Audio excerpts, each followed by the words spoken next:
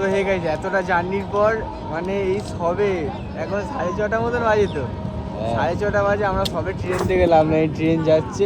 তো আমরা এখন কোথায় যাব? এখন আমরা যাব ঘাটের দিকে, যাব ঘাট থেকে তারপর বিশ্রাম নেবো একটু, বিশ্রাম নিয়ে তারপরে একটু ঘুরে পুরো উল্লাস, চল বেরিয়ে যাবো। তো এখন এই চারিদিকের ভিউটা দেখতে হয়। তো আসার সময় অনেক সুন্দর সাইট সিন দেখেছিলাম, তো রাত বলে তোমাদেরকে দেখাতে পারিনি।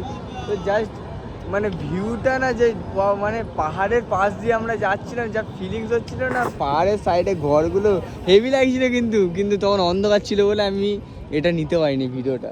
তো এই ভক্তরা, অনেক ভক্ত এখানে আছে, সব বেরোবো।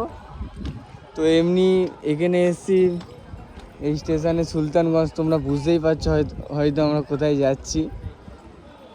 তো আমরা যাচ্ছি, বলেই দিই তোমাদেরকে, আমরা যাচ্ছি বৈদ্যনাথ। তো বৈদ্যনাথ বাবাধাম সবাই বলে।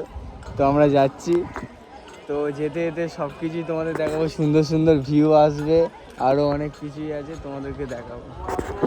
চলো আপাতত এখন টাটা, আস্তে আস্তে সব দেখাবো।